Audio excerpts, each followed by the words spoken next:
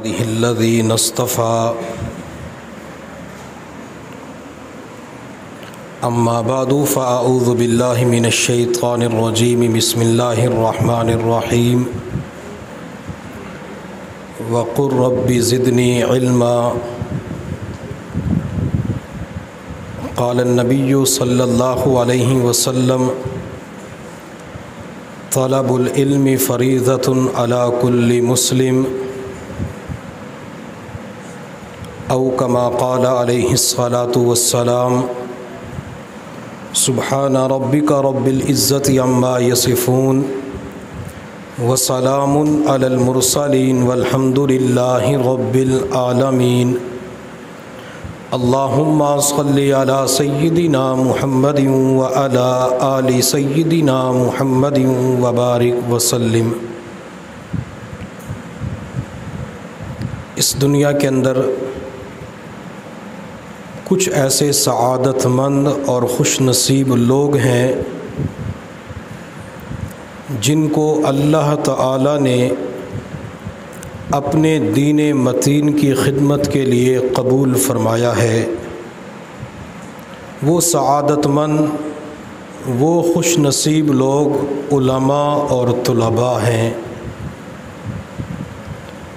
اگر کسی انسان کو اللہ رب العزت نے دین پڑھنے اور پڑھانے کے لیے قبول کیا ہے تو یہ اس بندے کے اوپر اللہ رب العزت کا خصوصی کرم، فضل اور احسان ہے۔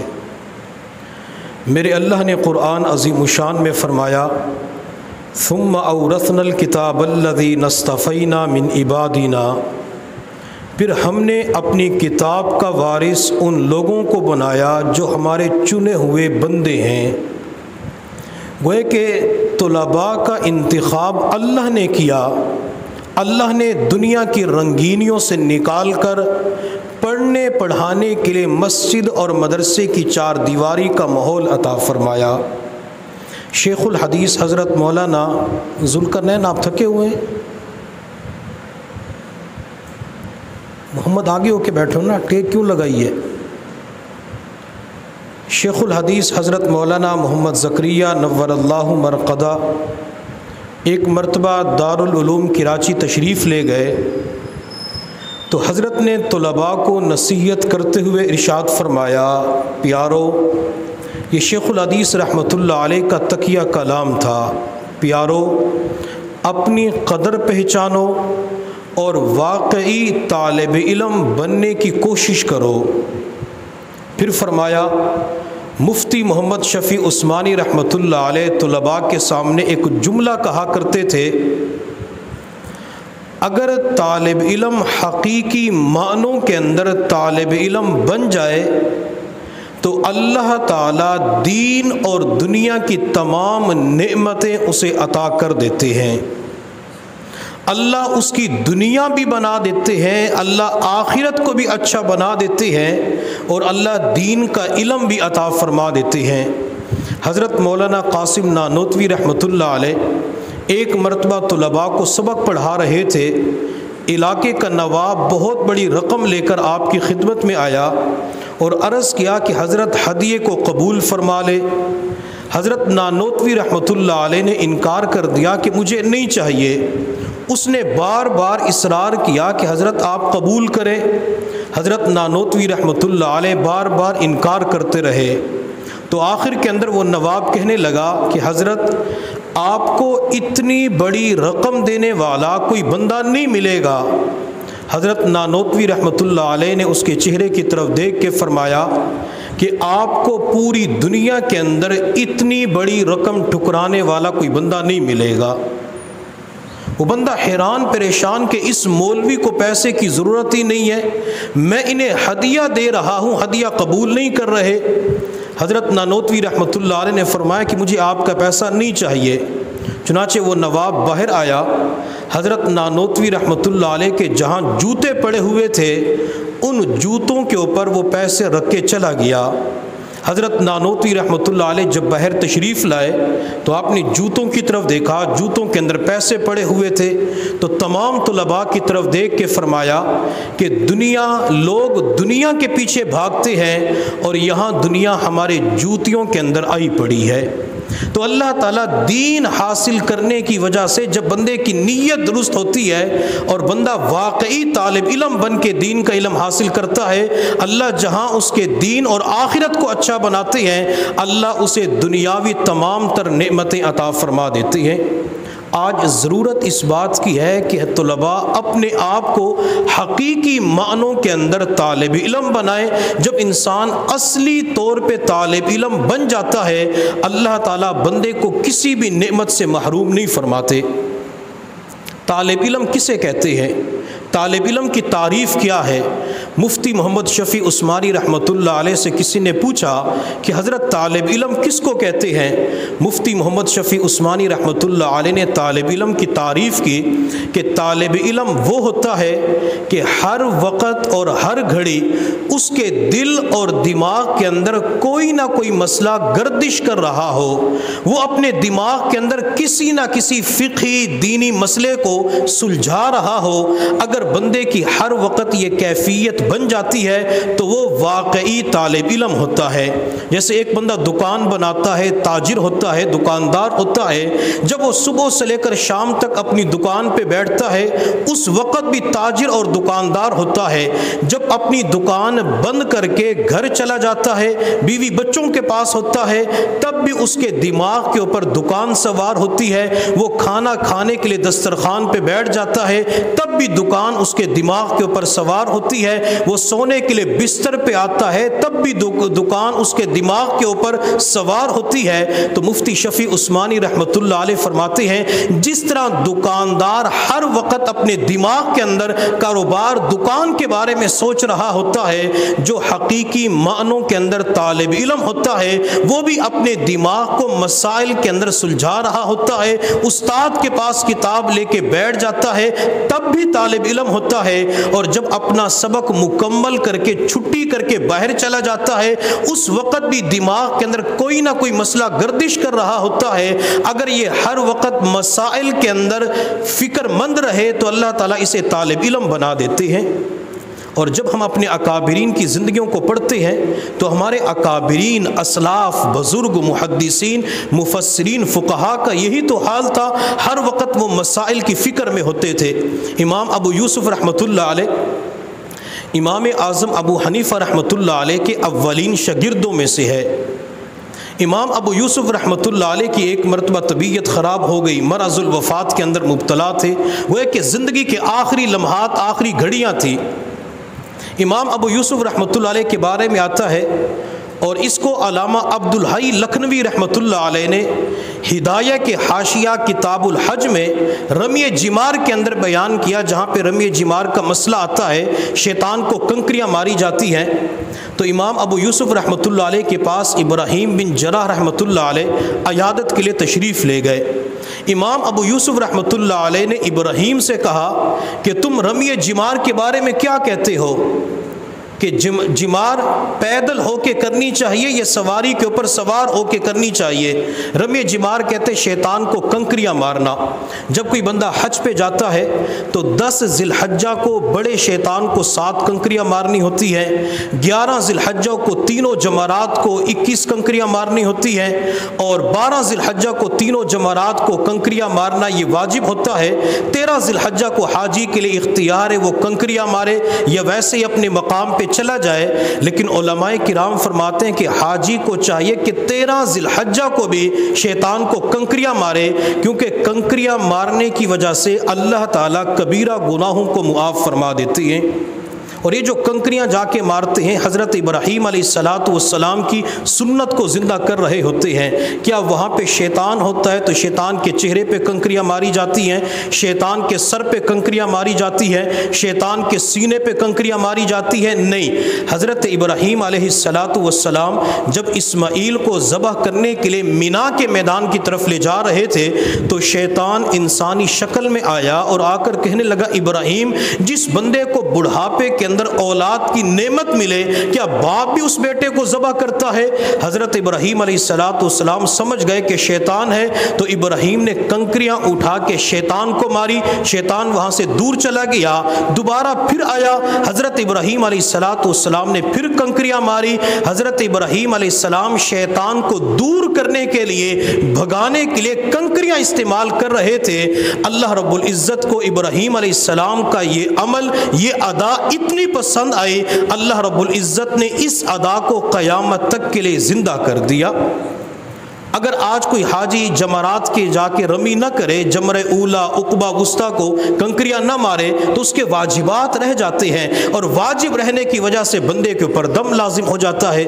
تو امام ابو یوسف رحمۃ اللہ علیہ نے ابراہیم بن جراح سے پوچھا کہ کنکریاں پیدل مارنی چاہیے یا سواری کے اوپر سوار ہو کے مارنی چاہیے، افضل کیا ہے؟ حضرت ابراہیم بن جراح رحمۃ اللہ علیہ فرماتے ہیں، میں نے حضرت کو جواب دیا کہ پیدل ہو کے بندے کو کنکریاں مارنی چاہیے۔ امام ابو یوسف رحمۃ اللہ علیہ نے فرمایا غلط ہے۔ ابراہیم فرماتے میں نے دوبارہ جواب دیا کہ سواری کے اوپر سوار ہو کے کنکریاں مارنی چاہیے، صبح ہوگی یا شام ہوگی، دن ہوگا یا رات، کوئی ایک تو جواب دینا تھا۔ حضرت ابراہیم فرماتے جب میں نے دوسری مرتبہ جواب دیا تو حضرت نے فرمایا یہ بھی غلط ہے۔ فرماتے میں حیران رہ گیا کہ جواب کیا ہے؟ امام ابو یوسف رحمۃ اللہ علیہ نے فقہی مسئلہ بتاتے ہوئے ارشاد فرمایا کہ ہر وہ رمی جس کے بعد دوسری رمی ہے تو وہ رمی پیدل کی جائے گی، اور جس رمی کے بعد کوئی دوسری رمی نہیں ہے تو وہ سواری کے اوپر سواری کی حالت میں کی جائے گی۔ ابراہیم بن جراح فرماتے کہ حضرت نے جب جواب دیا، میں تھوڑی دیر کے بعد حضرت کے پاس سے اٹھا، جب مین دروازے تک پہنچا تو پیچھے رونے والیوں کی آواز بلند ہوئی، تو میں واپس پلٹ کے آیا، میں نے پوچھا خیریت تو ہے؟ گھر کے اندر کیوں رو رہی ہیں خواتین؟ تو جواب دیا گیا کہ امام ابو یوسف کا انتقال ہو چکا ہے، زندگی کا آخری وقت ہے، آخری لمحہ ہے، اور آخری وقت کے اندر، آخری گھڑی کے اندر امام ابو یوسف کے دماغ کے اندر جو بات گردش کر رہی تھی وہ دین کا ایک مسئلہ، ایک فقہی بات گردش کر رہی تھی۔ آخری وقت کے اندر بھی مسائل ایک دوسرے سے معلوم کر رہے تھے۔ امام محمد رحمۃ اللہ علیہ، امام اعظم ابو حنیفہ رحمۃ اللہ علیہ کے شاگردوں کے اندر دوسرا مقام رکھتی ہیں۔ امام محمد رحمۃ اللہ علیہ نے اپنے استاد کی بڑی خدمت کی، استاد سے دعائیں لی، اللہ رب العزت نے بڑا مقام عطا فرمایا، جامع صغیر لکھی، جامع کبیر لکھی، مبسوط لکھی۔ امام محمد رحمۃ اللہ علیہ کے بارے میں امام شافعی رحمۃ اللہ علیہ فرماتے ہیں، چونکہ امام شافعی امام محمد رحمۃ اللہ علیہ کے شاگرد ہیں، امام شافعی فرماتے ہیں کہ میں نے ایک مرتبہ رات امام محمد کے پاس گزاری، امام محمد رحمۃ اللہ علیہ کے پاس کوئی پرچہ پڑا ہوا تھا، امام محمد اس کا مطالعہ کرتے، پھر لیٹ جاتے، چراغ کو گل کر دیتے، اچانک تھوڑی دیر کے بعد اٹھتے تو چراغ کو روشن کر دیتے۔ امام شافعی رحمۃ اللہ علیہ فرماتے ہیں تقریباً 16 مرتبہ امام محمد نے چراغ کو گل کیا، 16 مرتبہ چراغ کو روشن کیا۔ تو میں نے امام محمد اپنے استاد کی خدمت کے اندر عرض کیا کہ حضرت جب آپ کے اوپر نیند کا غلبہ ہے تو آپ سو کیوں نہیں جاتے؟ امام محمد رحمۃ اللہ علیہ نے جواب دیا میرے اوپر نیند کا غلبہ ہوتا ہے تو میں آرام کرنے کے لیے لیٹ جاتا ہوں، اچانک مجھے خیال آتا ہے محمد اگر کوئی بندہ آپ کے دروازے کے اوپر مسئلہ معلوم کرنے کے لیے آئے اور آپ اس وقت آرام کر رہے ہوں تو لوگوں کو مسئلہ کون بتائے گا؟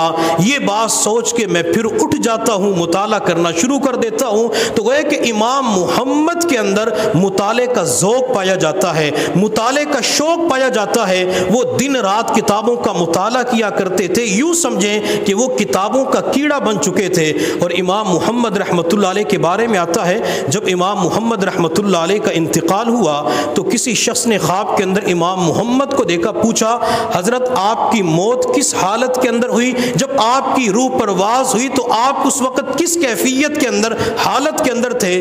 تو امام محمد رحمۃ اللہ علیہ نے جواب دیا میں مکاتب کے بارے میں ایک مسئلے میں غور کر رہا تھا۔ ایک وقت تھا جب غلاموں کا اور باندیوں کا سلسلہ تھا، لوگ غلام بن کے آتے تھے جنگ کے موقع پہ، جن کو اپنے قبضے کے اندر لے لیا جاتا تھا تو مرد غلام بن جاتے تھے، عورتیں باندیاں بن جاتی تھی۔ بعض مرتبہ سردار اپنے غلام سے کہتا اتنی رقم تو مجھے ادا کر دے، آزاد ہو جائے گا، اسے مکاتب کہا جاتا ہے۔ اور بعض مرتبہ سردار آقا اپنے غلام سے کہتا کہتا میرے مرنے کے بعد تو آزاد ہے، اسے مدبر کہا جاتا تھا۔ باندیوں کے اندر ولد پائی جاتی ہے۔ باندیوں کا سلسلہ نبی علیہ الصلوۃ والسلام کے مبارک دور کے اندر بھی تھا۔ نبی علیہ الصلوۃ والسلام کی اپنی باندی بھی تھی، حضرت ماریہ قبطیہ رضی اللہ تعالی عنہا، جن کے بطن سے حضرت ابراہیم رضی اللہ تعالی عنہ پیدا ہوتے ہیں۔ تو امام محمد نے فرمایا کہ میں مکاتب کے مسئلے پہ غور کر رہا تھا، میری روح پرواز ہو گئی اور مجھے پتہ ہی نہیں چلا۔ آخری وقت کے اندر جب موت کی کیفیت تھی، موت آپ کے سر کے اوپر آ کے کھڑی ہوئی تھی، اس وقت بھی امام محمد رحمۃ اللہ علیہ مسئلے کو سلجھا رہے تھے۔ تو ہمارے اکابرین آخری وقت تک علم دین کو حاصل کرنے کی کوشش کے اندر لگے رہتے تھے۔ مفتی عزیز الرحمن عثمانی رحمۃ اللہ علیہ دارالعلوم دیوبند کے سب سے پہلے صدر مفتی تھے۔ ان کے بارے میں آتا ہے کہ جب ان کا آخری وقت آیا، وہ اپنی چارپائی کے اوپر بستر کے اوپر لیٹے ہوئے تھے اور ایک استفتاء کو دیکھ رہے تھے۔ کسی بندے نے کوئی مسئلہ پوچھا تھا تو اس کے جواب کے بارے میں سوچ رہے تھے کہ اس کا جواب کیا بنتا ہے۔ وہ جواب سوچتے سوچتے حضرت کی روح پرواز کر جاتی ہے۔ جب گھر والوں نے آ کے دیکھا، وہ مسئلہ حضرت کے سینے کے اوپر پڑا ہوا تھا۔ تو آخری وقت کے اندر علم کا ذوق اور علم کا شوق ان کی زندگیوں میں نظر آتا ہے۔ مفتی محمد شفیع عثمانی رحمۃ اللہ علیہ فرماتے ہیں کہ ایک مرتبہ علامہ انور شاہ کشمیری رحمۃ اللہ علیہ کی طبیعت خراب ہوئی تو میں اور علامہ شبیر احمد عثمانی رحمۃ اللہ علیہ علامہ انور شاہ کشمیری رحمۃ اللہ علیہ کی عیادت کے لیے آپ کے کمرے میں پہنچے تو حضرت کے تکیے کے اوپر ایک کتاب رکھی ہوئی تھی اور اس کتاب کے مطالعے کے اندر مشغول تھے۔ کمرے کے اندر روشنی کم تھی تو جھک کر کتاب کے مطالعے میں مشغول تھے۔ علامہ شبیر احمد عثمانی رحمۃ اللہ علیہ نے ہمت کر کے عرض کیا کہ حضرت اس وقت کون سی بحث ہے جو آپ کے مطالعے کے اندر نہیں آئی، اور اگر کوئی بحث آپ کے مطالعے کے اندر نہیں آئی تو اس وقت مطالعے کی ضرورت کیوں پیش آ گئی؟ آپ خدام کو حکم دیتے، خدام مسئلہ تلاش کر کے تقریر آپ کے سامنے رکھ دیتے، آپ اپنی صحت کی فکر نہیں کر رہے۔ مفتی شفیع عثمانی رحمۃ اللہ علیہ فرماتے ہیں جب علامہ شبیر احمد عثمانی نے یوں کہا کہ آپ اپنی صحت کی فکر نہیں کر رہے، ہر وقت کتابوں کا مطالعہ کرتے رہتے ہیں، تو علامہ انور شاہ کشمیری رحمۃ اللہ علیہ نے کتاب کو بند کر کے علامہ شبیر احمد عثمانی کے چہرے کی طرف سادگی اور معصومیت کے ساتھ دیکھتے ہوئے ارشاد فرمایا، شبیر احمد یہ کتاب بھی ایک روگ ہے، یہ کتاب بھی ایک روگ ہے، جس کو یہ روگ لگ جاتا ہے جب تک وہ کتابوں کا مطالعہ نہ کرے اس وقت تک اسے چین نہیں آتا۔ اس لیے ہمارے اکابرین فرماتے ہیں جب تک بندہ کتابوں کے روگ کو اپنا روگ نہیں بنا لیتا اس وقت تک بندہ دنیا کے اندر کوئی علمی کام نہیں کر سکتا۔ ہندوستان کے ایک بزرگ ہیں قاری محمد صدیق باندوی رحمۃ اللہ علیہ، وہ طلباء کو ایک جملہ ارشاد فرمایا کرتے تھے کہ عزیز طلباء، جب تک اپنا مزاج علمی نہیں بناؤ گے اس وقت تک تم دنیا کے اندر علمی کام نہیں کر سکتے۔ تو طلباء بڑے حیران ہوئے کہ علمی مزاج کیا ہوتا ہے؟ تو حضرت نے فرمایا علمی مزاج یہ ہوتا ہے کہ ہر وقت کتاب تمہارے ہاتھ میں رہے، ہر وقت تم مطالعے کے اندر مستغرق نظر آؤ اور تمہارے دماغ کے اندر دین کا کوئی نہ کوئی مسئلہ چل رہا ہو۔ جب تم ہر وقت کتابوں کے مطالعہ کے اندر مشغول ہوں گے اور تمہارے دماغ کے اندر مسائل چل رہے ہوں گے تو اللہ تعالیٰ تمہیں علمی مزاج عطا فرما دیں گے۔ اور جب ہم حضور صلی اللہ علیہ وسلم کی مبارک زندگی کو دیکھتے ہیں تو میرے اللہ نے اپنے محبوب صلی اللہ علیہ وسلم سے ارشاد فرمایا، قل محبوب آپ کہہ دیجئے ربی زدنی علما، اے اللہ میرے علم میں اضافہ فرما، اللہ میرے علم میں ترقی عطا فرما۔ یہاں پہ ایک بات سمجھیں، علوم شرائع میں سے کوئی بھی ایسا علم نہیں جو نبی علیہ الصلوۃ والسلام کے پاس نہ ہو۔ اللہ نے سب کچھ اپنے نبی کو عطا کیا۔ میرے محبوب صلی اللہ علیہ وسلم نے ارشاد فرمایا، اوتیت علم الاولین والآخرین، اللہ نے اولین اور آخرین کا مجھے علم عطا فرمایا۔ اللہ نے سب کچھ پیغمبر کو عطا کر دیا، لیکن اس کے باوجود اللہ تعالیٰ اپنے نبی سے، دو جہاں کے سردار سے فرما رہے ہیں، اللہ اپنے نبی کو حکم دے رہے ہیں کہ میرے محبوب یہ دعا آپ کی بار بار ہونی چاہیے، متعدد بار آپ اس دعا کا اہتمام کریں، ربی زدنی علما، ربی زدنی علما، اللہ میرے علم میں اضافہ فرما، اللہ میرے علم میں ترقی عطا فرما۔ تو جب نبی علیہ الصلوۃ والسلام جن کو تمام علوم دے دیے گئے وہ اپنے علم کے اندر اضافے کی دعا کر رہے ہیں، ہمیں تو اس سے زیادہ علم کی دعا کرنی چاہیے اور علم کا حرص ہونا چاہیے۔ جب بندے کو علم کا ذوق اور شوق نصیب ہوتا ہے وہ اللہ کی بارگاہ میں دعاؤں کا اہتمام بھی کرتا ہے اور کتابوں کے مطالعہ کی فکر بھی وہ کرتا رہتا ہے۔ ہمارے مدارس کے اندر ایک کتاب پڑھائی جاتی ہے نفحۃ العرب، ادب کی ایک کتاب ہے۔ مصنف رحمۃ اللہ علیہ نے نفحۃ العرب کے اندر ایک باب قائم کیا ہے، العلم لا یؤتی کا بعضا حتی یؤتی کل کا، کہ جب تم اپنے آپ کو مکمل طور پہ علم کے اوپر نچھاور نہیں کرو گے اس وقت تک علم تمہیں کچھ بھی نہیں دے گا۔ جب انسان مکمل طور پہ اپنے آپ کو علم کے حوالے کر دیتا ہے، اپنا سب کچھ تن من دھن علم کے اوپر قربان کر دیتا ہے، تو مصنف رحمۃ اللہ علیہ فرماتے ہیں کہ علم کچھ حصہ اس بندے کو عطا کر دیتا ہے۔ تو گویا کہ ہمیں سب کچھ علم کی خاطر قربان کرنا چاہیے، وقت دینا چاہیے، اور جب تک اپنے علم کو وقت نہیں دیں گے، کتابوں کے مطالعہ کا ذوق نہیں بنے گا، اس وقت تک ہمیں علمی اعتبار سے کچھ بھی نہیں مل سکتا۔ اور جب ہم اپنے اکابرین، اپنے اسلاف کی زندگیوں کو دیکھتے ہیں، ہمارے اکابرین نے جن قربانیوں کے ساتھ، جن مشقتوں کے ساتھ علم حاصل کیا، وہ قربانیاں ہمیں بالکل میسر نہیں ہیں۔ وہ مشقتیں، وہ مجاہدے ہماری زندگیوں کے اندر نہیں ہیں۔ ہمارے اکابرین کو یہ پنکھوں کی سہولت کہاں میسر تھی؟ ہمارے اکابرین کو یہ ٹیوب لائٹ کی سہولت کہاں میسر تھی؟ ہمارے اکابرین کو یہ ماربل اور قالین کارپیٹ کی سہولت کہاں میسر تھی؟ ہمارے اکابرین کو ٹھنڈے پانی کی مشین کہاں میسر تھی؟ اکابرین نے چراغ کی روشنی کے اندر کتابوں کا مطالعہ کیا، اکابرین نے گرمی سردی کو برداشت کرتے ہوئے علم اپنے سینے کے اندر محفوظ کر کے اگلی نسل تک پہنچایا ہے۔ اکابرین تمام تر مشقتیں صرف اور صرف علم کی وجہ سے حاصل کیا کرتے تھے۔ شاہ عبد القادر رائے پوری رحمۃ اللہ علیہ کے بارے میں آتا ہے، جب وہ دارالعلوم دیوبند کے اندر داخلہ لینے کے لیے گئے تو وہاں کے ناظم سے جا کے بات کی کہ حضرت مجھے داخلہ دے دیں، تو ناظم نے فرمایا کہ اس وقت داخلے مکمل ہو چکے ہیں، اور اس کی وجہ یہ ہے کہ دیوبند بستی کے اندر جتنے بھی مکانات ہیں ہر بندے نے ایک طالب علم کا خرچہ اٹھایا ہوا ہے، کھانے کی ذمہ داری لی ہوئی ہے۔ اب پوری دیوبند بستی کے اندر کوئی ایسا گھر نہیں جو مزید کسی طالب علم کا خرچہ برداشت کر سکے، لہٰذا ہم آپ کو داخلہ نہیں دے سکتے۔ شاہ عبد القادر رائے پوری فرماتے ہیں کہ میں نے ناظم سے بات کی کہ آپ مجھے مشروط داخلہ دے دیں، میں کھانے کا اپنا انتظام خود کروں گا، پڑھائی کے لیے، آرام کرنے کے لیے مدرسے کے اندر وقت گزاروں گا، آپ کو مشروط داخلہ مل جاتا ہے۔ شاہ عبد القادر رائے پوری رحمۃ اللہ علیہ فرماتے ہیں میں صبح سے لے کر دوپہر تک، دوپہر سے لے کر عصر تک، مغرب کے بعد مطالعہ، عشاء کے بعد تکرار، پورا دن مدرسے کے اندر طلباء کے ساتھ مشغول رہتا، اسباق پڑھتا، مطالعہ کرتا، تکرار کرتا۔ جب سارے طلباء سو جاتے تو میں مدرسے کی چار دیواری سے باہر نکلتا، دیوبند بستی کے اندر چند فروٹ اور سبزیوں کی دکان تھی، ان دکانوں کے پاس چلا جاتا، وہاں فروٹ اور سبزیوں کے چھلکے پڑے ہوتے، مجھے دیکھنے والا کوئی بھی نہیں ہوتا تھا، میں ان چھلکوں کو اٹھا کے ایک جگہ بیٹھ کر پانی کے ساتھ صاف کر کے دھو کے استعمال کر لیتا تھا، یوں اپنا گزارا چلایا کرتا تھا۔ شاہ عبد القادر رائے پوری رحمۃ اللہ علیہ فرماتے ہیں میں نے پورا ایک سال چھلکے کھا کے گزارا کر لیا، لیکن اپنے ایک سبق کا بھی ناغہ نہیں ہونے دیا۔ یوں قربانیوں کے ساتھ علم حاصل کیا جاتا تھا۔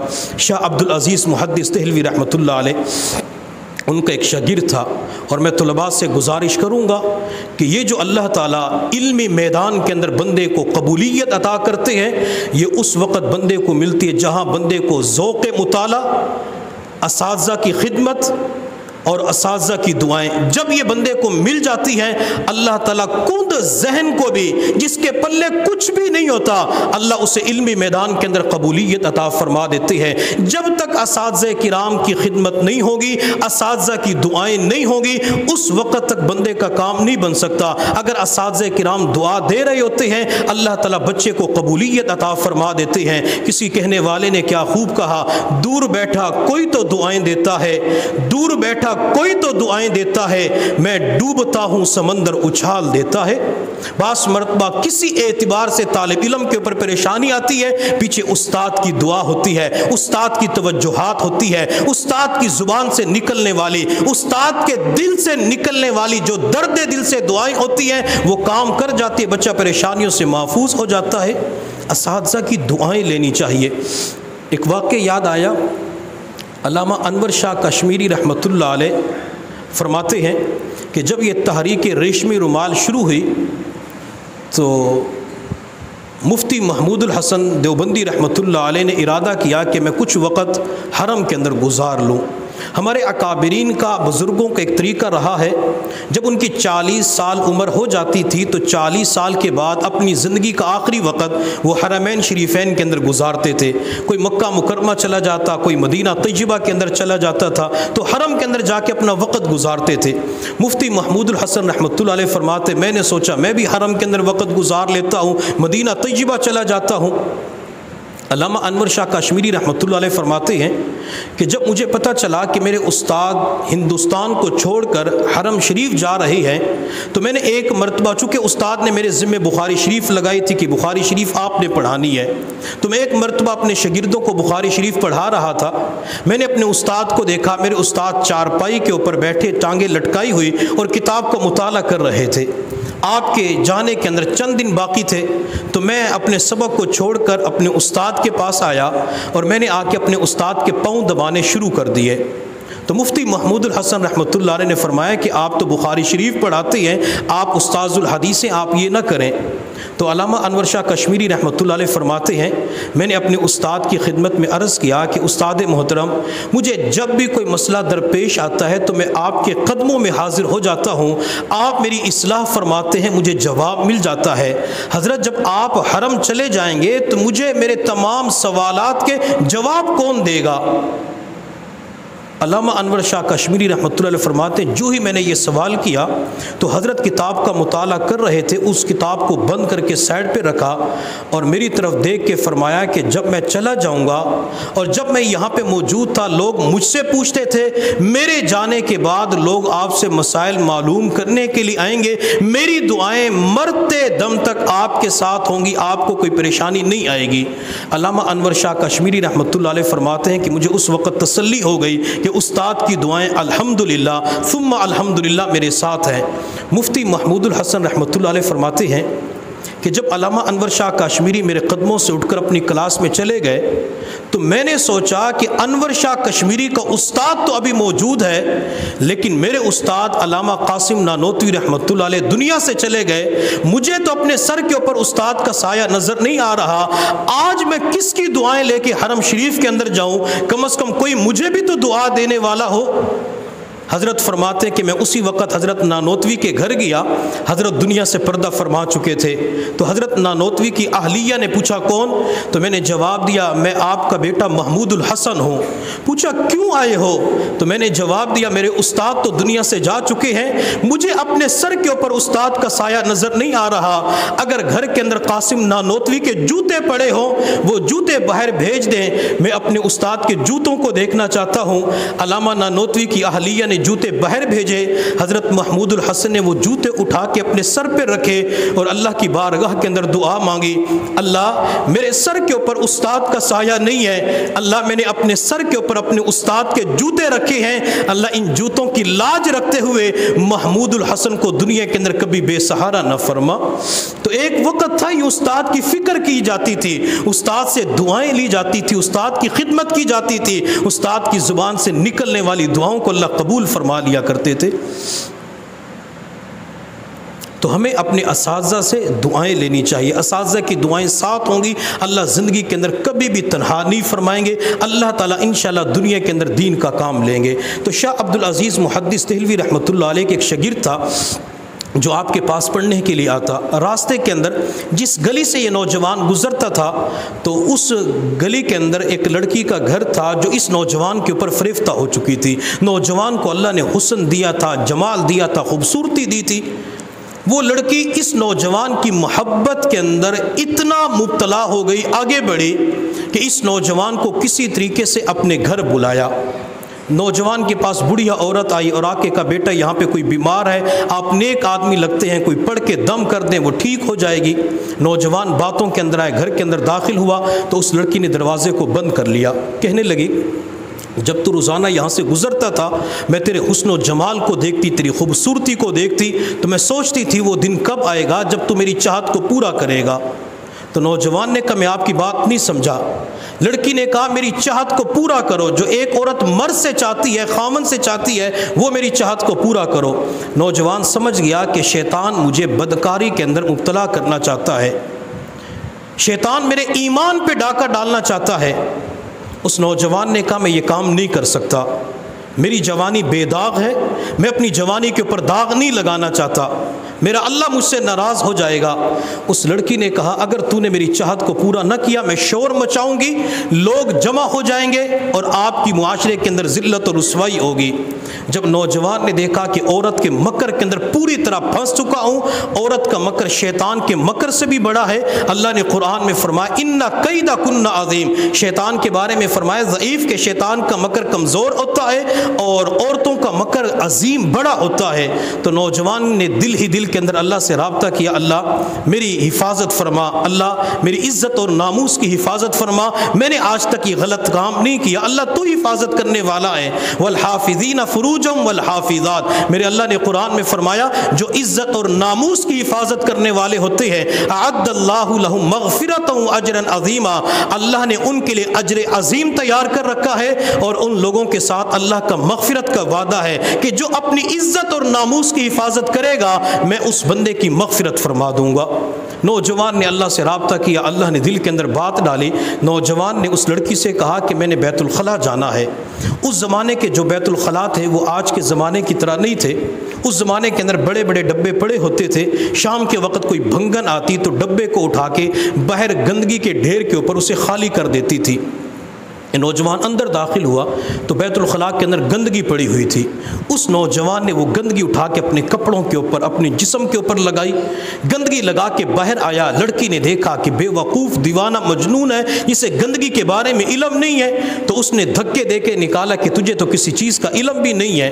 चुनांचे उस नौजवान को धक्के दे के निकाल दिया। इस नौजवान की आंख में आंसू आ गए।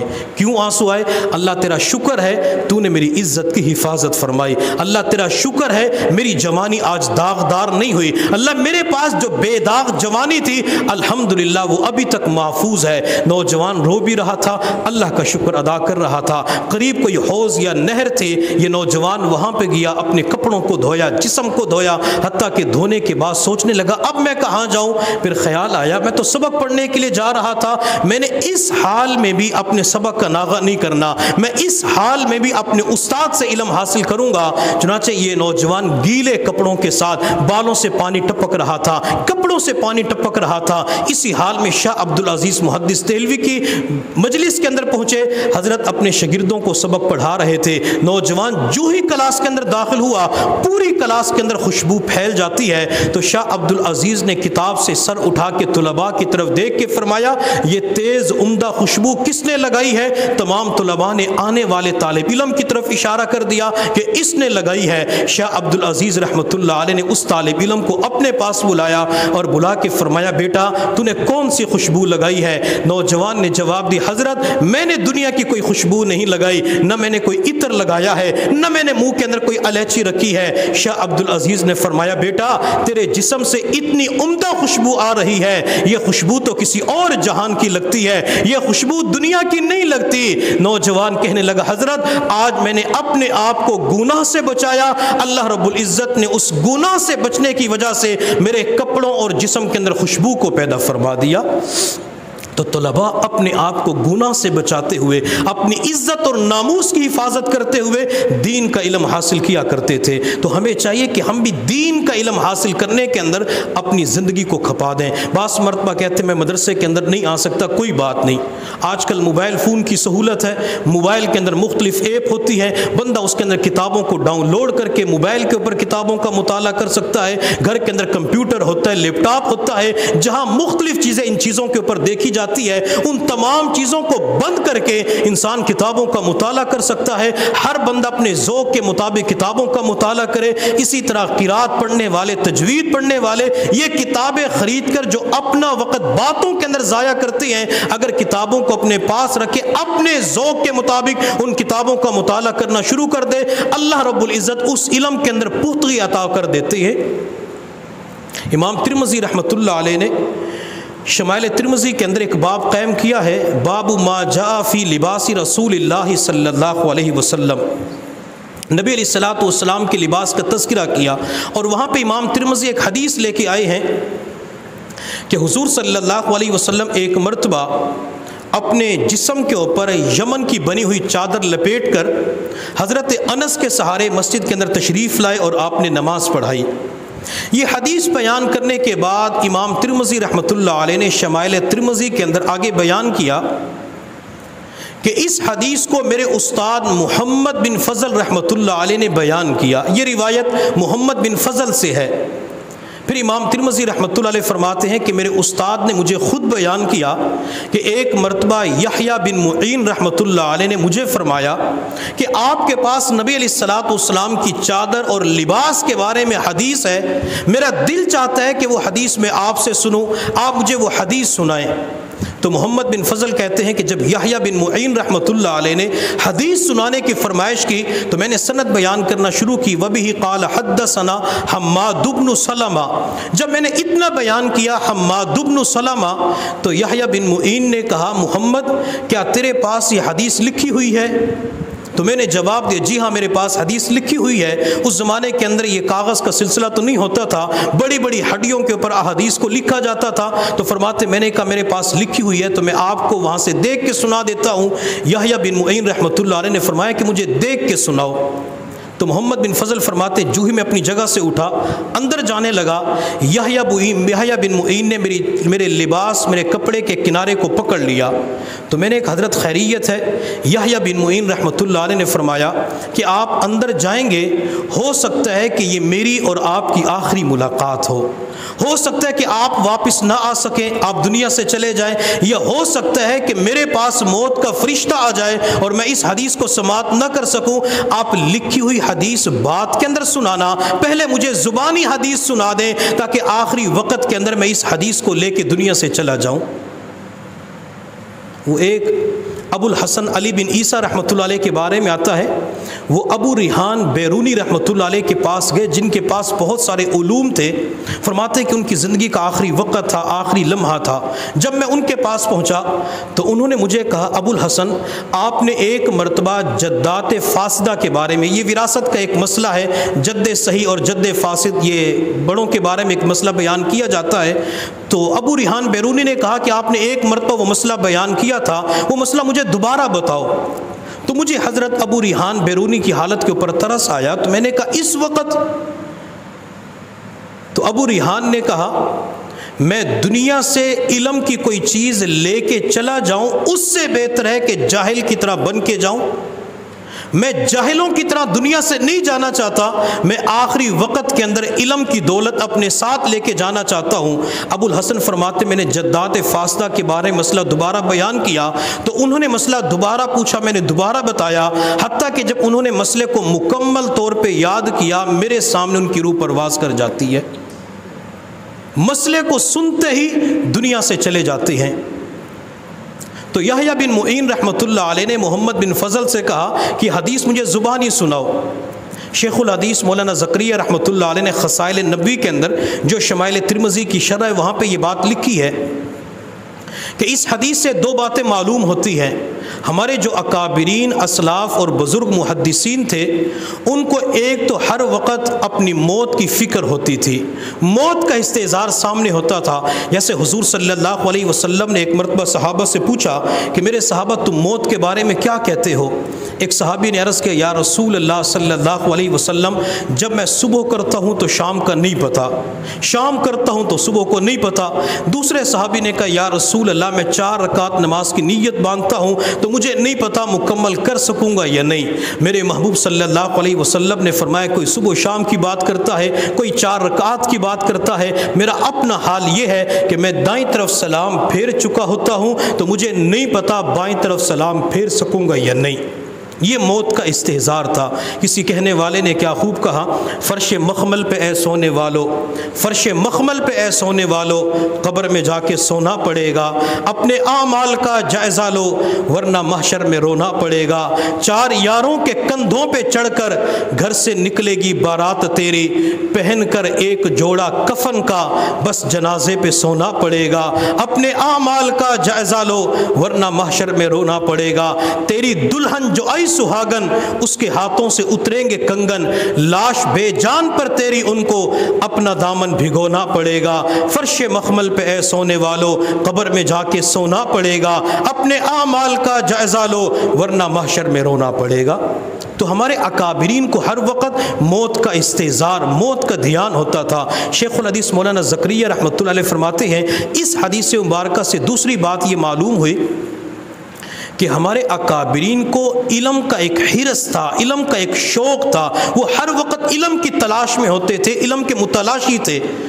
تو محمد بن فضل فرماتے ہیں کہ میں اپنے گھر کے اندر گیا تو وہاں سے جس چیز کے اوپر حدیث لکھی ہوئی تھی میں وہ اٹھا کے لایا، پھر میں نے وہ حدیث دیکھ کر یحییٰ بن معین رحمۃ اللہ علیہ کو سنائی تو ان کو پھر تسلی ہو جاتی ہے۔ تو یہ ہمارے اکابرین تھے، ہمارے اسلاف تھے، جن کے دل و دماغ کے اندر ہر وقت کوئی نہ کوئی مسئلہ گردش کر رہا ہوتا تھا۔ تو میری تمام حضرات سے درخواست ہے کہ ہم اپنے اندر مطالعے کا ذوق پیدا کریں، مطالعے کا شوق پیدا کریں۔ جب ہمارے اندر مطالعے کا ذوق آئے گا اور مطالعہ کرنے کے لیے کتابوں کو اپنے پاس رکھیں گے تو اللہ تعالیٰ ہمیں علم عطا فرما دیں گے، اور جب بندے کے پاس علم آ جاتا ہے اللہ تعالیٰ بندے کو عمل کی توفیق بھی عطا فرما دیتے ہیں۔ آج کی دنیا میں لوگوں سے مختلف قسم کے سوالات پوچھے جاتے ہیں، بعض مرتبہ یہودی پوچھتے ہیں، عیسائی پوچھتے ہیں، قادیانی پوچھتے ہیں، لیکن ہمارے مسلمان بھائیوں کو جو مسلمان گھر کے اندر پیدا ہوئے، مسلمان ماں کی گود کے اندر کلمہ پڑھا، مسلمان والد نے کلمہ پڑھایا، وہ مسلمان دوسروں کے سوالات کا جواب نہیں دے سکتے۔ کہتے اپنے عالم سے پوچھ کے بتاؤں گا، وہ بعض مرتبہ ایمانیات کے بارے میں سوال کرتے ہیں، ایمان کے بارے میں کچھ بھی پتہ نہیں ہوتا۔ جب ہمارا علماء کے ساتھ رابطہ ہوگا، اساتذہ کے ساتھ رابطہ ہوگا، اپنا مطالعہ ہوگا تو انشاءاللہ دوسروں کو جواب دینا ہمارے لیے آسان ہو جائے گا۔ اللہ رب العزت کی بارگاہ میں دعا ہے اللہ تعالی ہم سب کو مطالعے کا ذوق عطا فرمائے۔ وآخر دعوانا ان الحمد للہ رب العالمین۔